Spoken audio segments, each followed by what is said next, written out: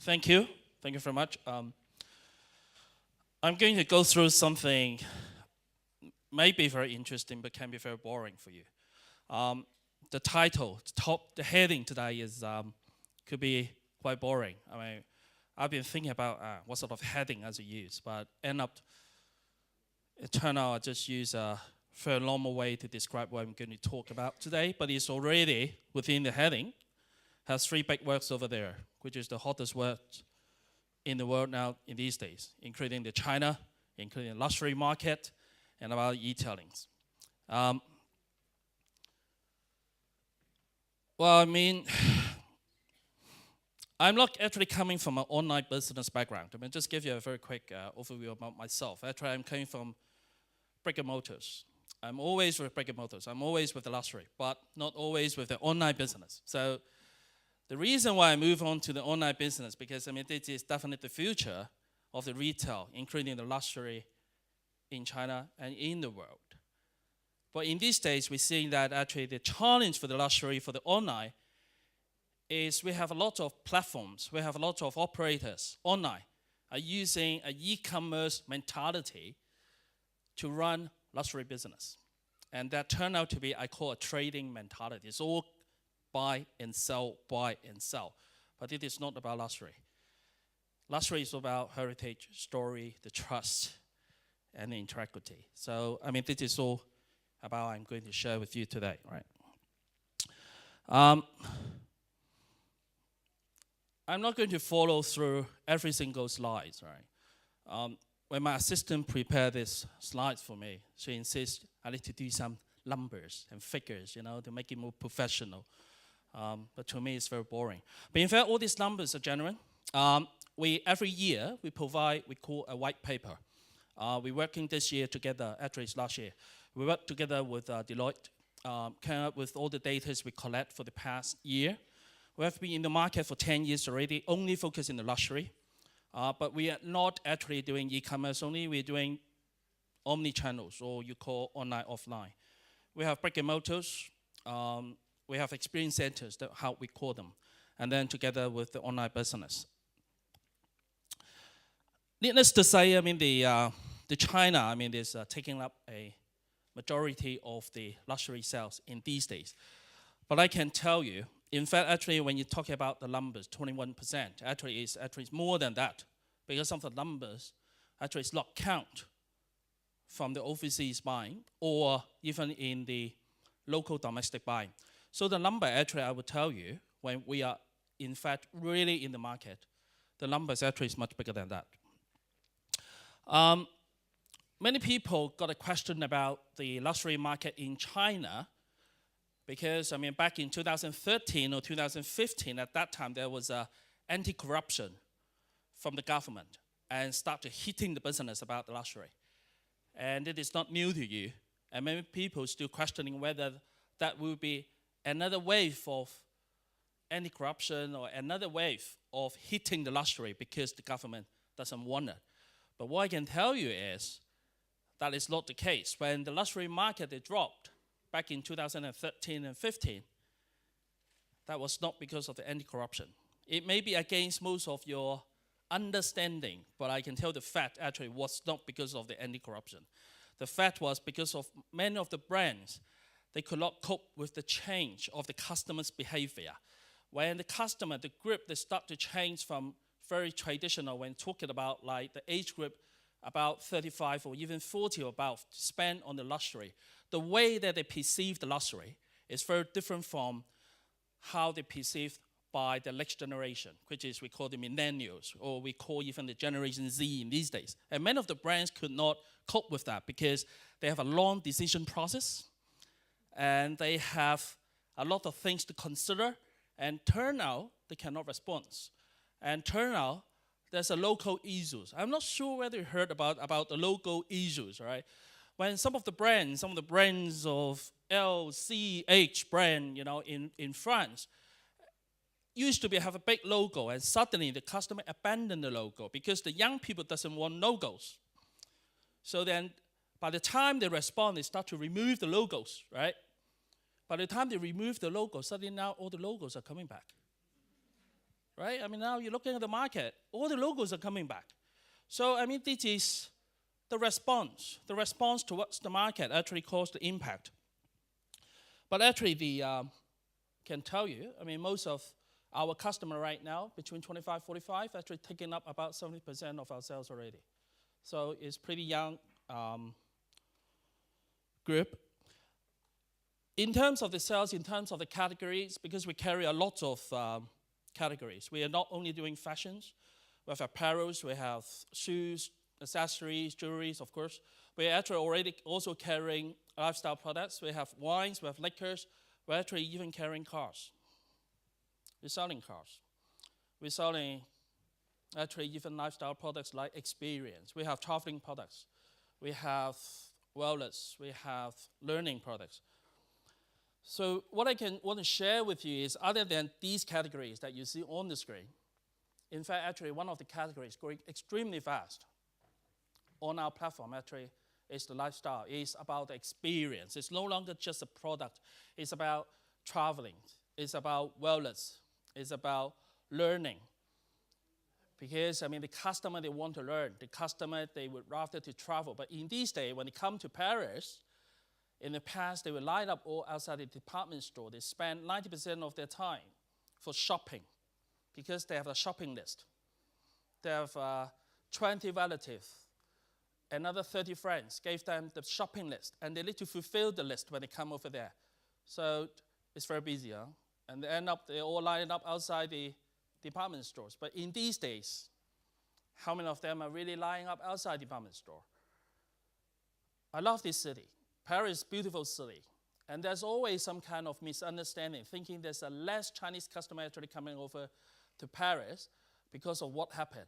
Actually, that was not the case, I can assure you. We're in the market. Right? That was not the case. Chinese customers scared of coming out to Paris because of whatever terrorism. I mean, that was not the case. I tell you, actually, they rather to go to the south of France. They want to go to enjoy the beach. They want to go to Chateau. They want to do the wine tasting. They want to go to Castel. They want to have a dinner inside there. You know, that's why you see less customer in Paris downtown. But it doesn't mean they're not coming. Actually, they are here, and they're spending a lot of money. So this is the category actually growing extremely fast. On the other hand, actually, we're seeing the China government changing the strategy. Not sure you heard about the Daigou. Daigou is we have a lot of professional buyers coming here, buying a lot of products from the brands and resell it, taking the advantage of the tax return and also the price difference. But actually, the government is going against that. And the government actually is putting up very stringent check over the customer in these days. No worries. I mean, if you go to China, they won't check you. They won't check me either. I don't know why. But they know whom they should check. So, and they're very accurate. I don't know. I mean, they have the biggest data grinding in the world, probably. So, actually, they are going against the Daigou. And also because of the authenticity issue. A lot of Daigou actually provide the products to the customers. And end up the customer finding actually they're getting fake products. And the product was never in Paris. The product itself was fake. The receipt itself was fake. Everything was fake. So it's really scared off a lot of customers. And also, I mean, the government actually is start to looking at the tax structure. So we're seeing some of the products actually government is changing the tax structure, which is facilitative today is sitting here. We have some friends that you are working with the brands. And actually the good news are coming up. And we're expecting more good news are coming up. And the government want to encourage more domestic spending. So the price difference together with the brand themselves, they're actually lowering the price gaps. Today, some of the brands, most of the brands, I mean, you will see the price difference very much about currency exchange and also the tax return, and that's about it. So instead of like about 60, 70% difference in the past. This is something pretty true, and this is also the opportunity that we have in China. Regardless, we're saying actually the online luxury spending is growing extremely fast, including our company. Last year, I mean the third quarter, we because we list already, I mean, there's the third quarter, I mean, we need to announce the result. I mean, our year-on-year growth was 65%. We only do luxury. But I mean, we've seen that actually, the fact is we still have 90% of our customers stay with offline because the market has just started. The market has not been here for the past 10 years, even though our company has been in the market for 10 years for doing luxury already. But doing online shopping for the luxury, it was only about 2 years, really, when people think about going online. And now we're seeing actually the growth will be extremely fast. It will be in a kind of explosive way. So this is our opportunity. This is about the percent, but I can tell you, I mean, the apparel is doing extremely fast. It's growing extremely fast.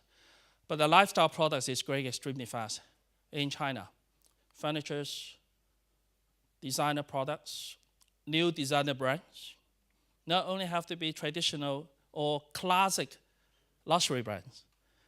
Actually, new designer brands have a huge potential in China. You know why? Because many of our customers, they are millennials, they are Generation Z. They try to get away from the brands that are used by their parents. And their parents are using a lot of classic luxury. Now, I'm not trying to scare off the classic luxury brand friends, right? But that is the fact that the young people in China, they don't want to use the same brand, and they don't want to use the same stuff as their parents do. So they want to go for something more characters, strong in characters, which is the designer brands. And that's a huge potential, no matter the designers from Europe or the designers from China domestically. About the age group, I mentioned about on our platform, 25 to 45. In China, the age when they start to spend on luxury is about 10 years younger than in the Western world. I'm not sure whether it's a good thing from a parent's point of view, but that is the fact, right? I mean, you heard about that one-child policy when all these kids turn out to be the prince and the princess of the family. And you know that is an interesting phenomenon in China. When these prince and princess, I mean, they go out when they were kids, there's always 6 adults following them. The parents-in-law from both sides. So there's 6 adults following them and try to make them happy. So, of course, I mean, that is changing, but these generations are growing up and they have the spending power and they have more disposable income. Some of the tradition in China, actually for the brand, if you want to enter into China, you need to understand the tradition in China. One of it is the lady getting married very early. That's why you've seen that movie when some of the ladies, they find that they're a little bit out of the place when they're not getting married. I tell you, these ladies are young.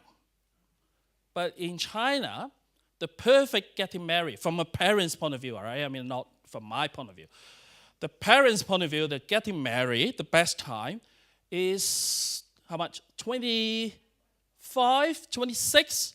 Get your child before 28, otherwise you are old. All right? So that is something you need to understand. So, but when they get married, the tradition is they should have a flat. They should have an apartment at least, and have a car. Now, many of the young people, they cannot afford that because you know that, I mean, the real estate actually is getting crazy in China. The reason of real estate getting crazy in China because the parents make sure their kids, when they marry, they need to have an apartment. So if the kids cannot afford that, you know what they're going to do? They will buy them an apartment. Now, you can imagine the kids have no burden. They own an apartment already. They own the car. And they're well educated because the parents invest a lot in their education. Many of them actually, they study in Europe or they study in the States. And they go back to China and they have huge disposable income. And their eyes has been opened already when they study. You know, the lifestyles, luxury, fashion. So this is Of course, I mean, when we talk about these people, they're young people. Most of the video actually shared by Tom, I'm not sure whether you noticed that. Actually, they're targeting young people. Targeting young people. That is the major force of what actually, I mean, it is in the market. And now, come back to about the online business. A lot of brands are now struggling. Struggling of, they should go to the online business because they know that this is the way to go, right? But they're struggling what they should do. Whether they should run their own .com or they should work with somebody else. I can tell you, many of the brands, even though they're very huge luxury groups or brands, they're actually freaking out. When we're saying that, with my heading of today's sharing, I mean, we have the luxury, China, and the retailing. If we put this together, it sounds like invincible, right? But actually, it's freaking out a lot of brands because, I mean, there's a lot of failures. A lot of failures in China. There's a lot of brands that enter into China spending a whole lot of money, costing at arms and legs, and putting up a .com and end up there's low traffic. Even though they are a very popular brand by themselves, and they can't imagine there's low traffic at all. So they want to work with third party, they want to work with platforms, but they also scale off. The reason for that is I will share with you later. But then in these days, in terms of digital, just to also share with you, our business, 85% of our business actually coming from mobile app. Whether it may not be the case in this part of the world, all right? When a lot of customers for online business, they still go to desktop computers, still the .com. Our business, 65%, 85% are coming from the mobile apps. You can imagine how addicted these customers are over the phones every day. So this is some quick insight share with you. But going ahead, why there's a lot of brands, I mean, they're getting actually quite scaring, freaking out with the China space. And there's perceptions, and there's a kind of stereotyping. But still, I mean, to some extent, that's true. There's a lot of unprofessional retailers on the online space. Many of them, they're only doing tradings. They're not doing retails.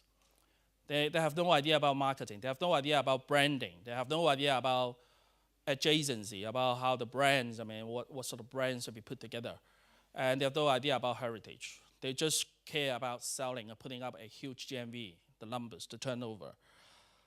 And everybody can do e-commerce, right? I mean, either you're a Daigou or either you can open an e-shop over the WeChat. And it's quite easy to enter into it. So it turned out it's quite chaotic. I mean, there's a lot of not consistency in terms of the quality in China. And the poor visual and the poor branding is always a challenge in China. And I have to admit, I mean, in China, one of the challenges is how people they judge what is tasteful, what is actually should be done properly, all right? And they're learning, they're picking up fast. But I mean, this is something actually they need to learn. The other thing is about the counterfeit products. I think the word counterfeits or authenticity is always a big word in China. You can imagine when people they spend the amount of money, which later I will share with you a little bit about how people they spend on our platform. The first question mark is, unless they really believe that product is authentic. There's quite a lot of counterfeit products available in the market. And actually, it also scales a lot of customers, and it's a challenge. And of course, there's poor sales models, right? In the past, when China they first built the e-commerce, and they start with discount.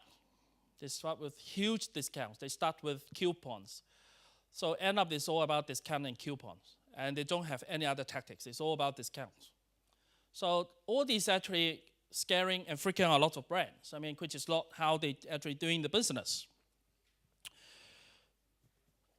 But now actually I can explain to you is, I mean, the spaces are improving. Not only us, I have to be frank. I mean, the whole environment, ambience are improving.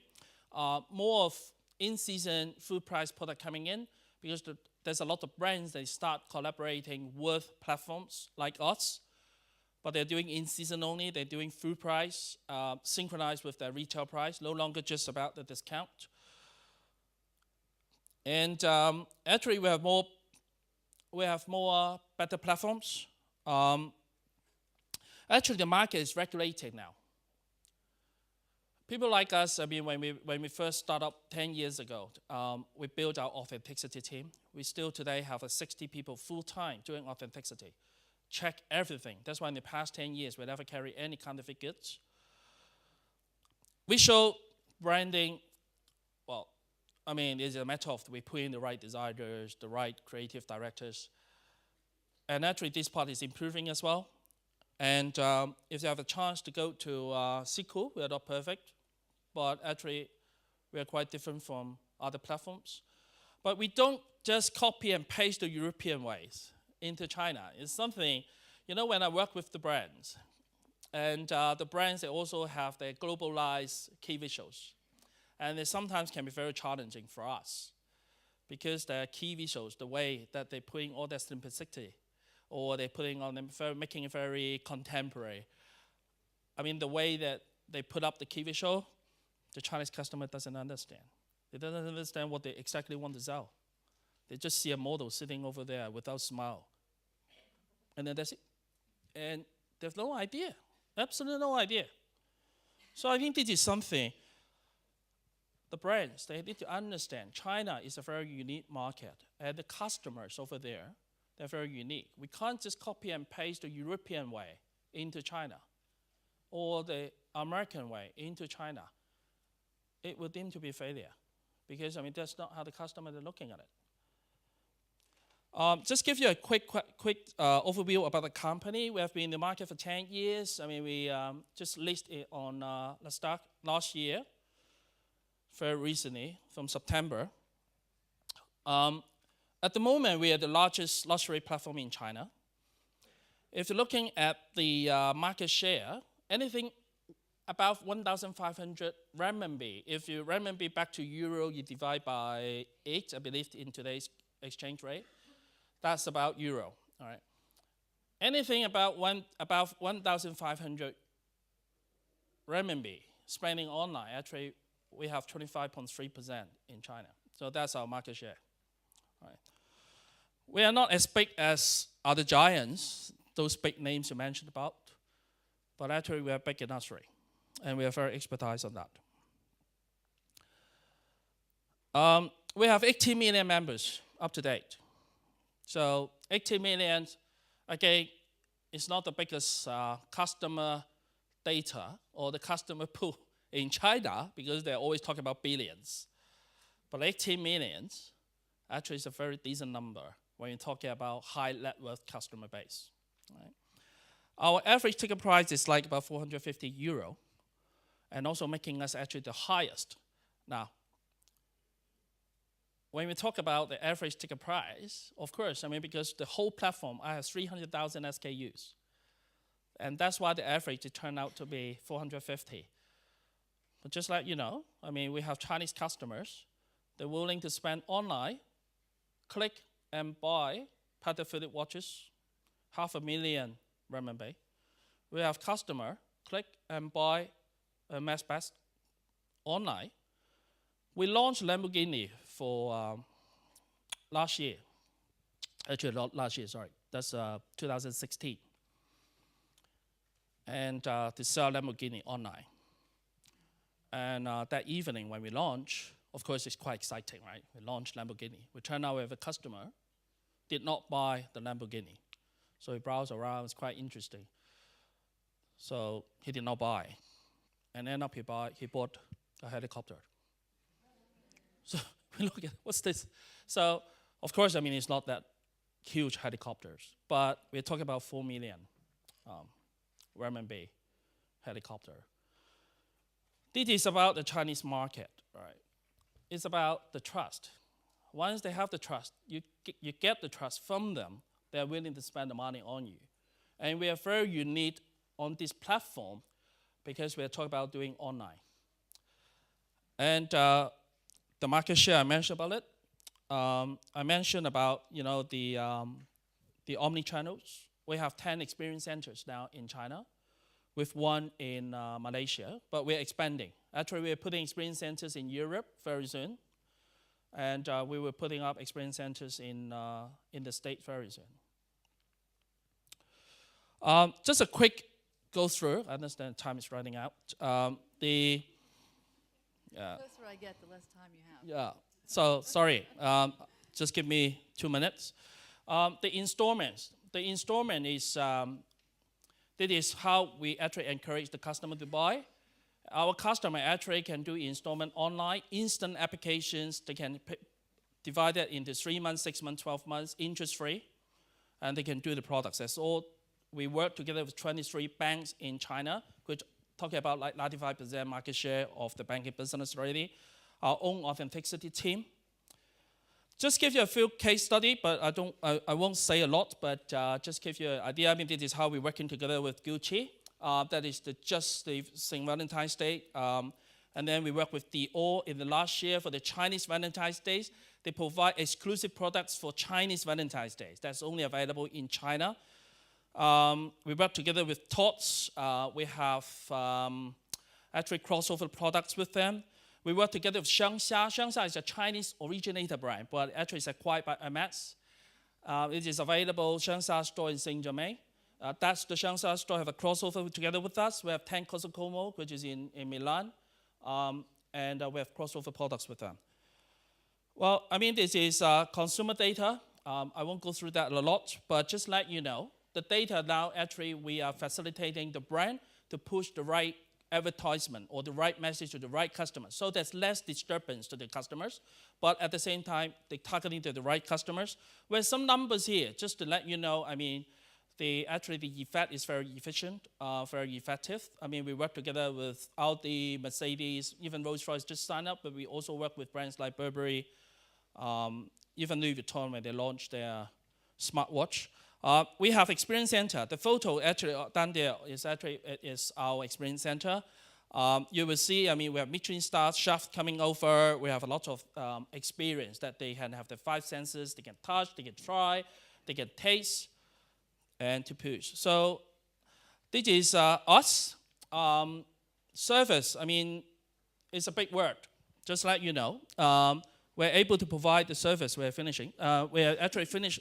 We are able to provide the service like an offline store.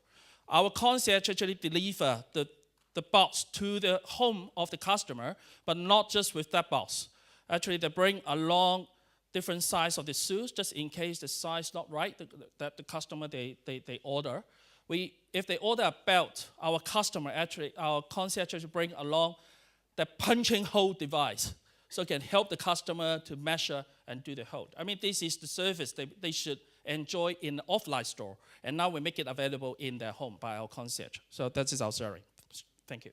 Okay. Eric, that was very interesting. Thank you very much. Now, while we are running a little late and out of time, SECOO clearly is a very important platform for luxury brands, and I know we have a lot of luxury marketers in the room. So let's take a couple of minutes for 1 or 2 questions. Again, short questions in just one. And I'm taking this out of your coffee break later, but I think it's worth it. So any questions? Here, we have one just here. Thank you. I hope the importing tax will be decreasing in China this year. Again, around 50% less. And then, what do you think that will boost the local Chinese luxury market? Because I heard about that the luxury market was doing very well in 2017. Yeah. So this year, if the import tax will be decreasing, that will boost the local market again. Absolutely, absolutely. Yeah. Well, I can really let you know, it's not about the price. I mean, the price is definitely a driving engine. But you need to understand, now the Chinese customer have a pride of China. They have a pride of China means they would rather to spend domestically. But it doesn't mean they don't travel. They still come to Paris, but to enjoy your Michelin star restaurants, but may not be just about shopping. So tax is one issue, but the pride actually is driving a lot of domestic spending in these days. And actually we can see it's getting very interesting in Chinese market right now. Do we have another one? Quick question? I don't see a hand. Ah, here we are, yes. Hello, it's very inspiring. So for me, we are from L'Oreal. So my question is like, we have a lot of luxury brands, and we are always struggling in like, okay, for a brand point of view, like Louis Vuitton, Gucci, Prada. In China, we always want to give the kind of like brand experience for the consumer, no matter in the boutiques or all these kind of social channels. But when we are exploring the e-commerce like Tmall or Jingdong.com, this kind of things. So do you have any recommendation when the time we give the kind of experience for the consumer, do you feel like we need to give a kind of like a complex kind of like brand story, a page or something like that? Because most of the time when we look at the Tmall or Jingdong, it seems like very much like an Amazon or something like that, product and few key visual, and that's it. Do you have any kind of comment on that? You know what? You know, the young people in China, extremely interested in your story. But a lot of brands in these days are no longer telling their story. Right? It's not only about cosmetics, even those classic brands. I mean, that's why I'm not trying to criticize them, all right? I mean, if there's any friends here, I'm sorry. But I mean, if you just put a model standing in front of the camera, I mean, take a very beautiful picture, you'll have to tell the story, and it's very difficult for you to expand your customer base. They don't understand why they should pay that amount of money for that particular bag or that particular clothes or that particular cosmetics. Story is very important. The young people are very curious about that. All right? But it's a matter of how you tell your story. If you make it like a lecturing, of course, it's really boring for them. But if you make it very interesting, if you make it, the story is told by a KOL, an influencer, this is another story. It can be very interesting. And don't make it like, oh, we found in like 1989 and then all this. I mean, this, of course, is really boring. But I mean, that actually, you should really use the platform for the KOLs. I mean, these particular cosmetics. Young people in this day, they need a lot of advice. They need a lot of opinions, which is from KOLs, could be from celebrities. And so that's why, I mean, they still have a very strong effect on that. I mean, that is my advice. Okay, thank you, and that's a great segue into our next session. So Yeah, let's thank end you. it-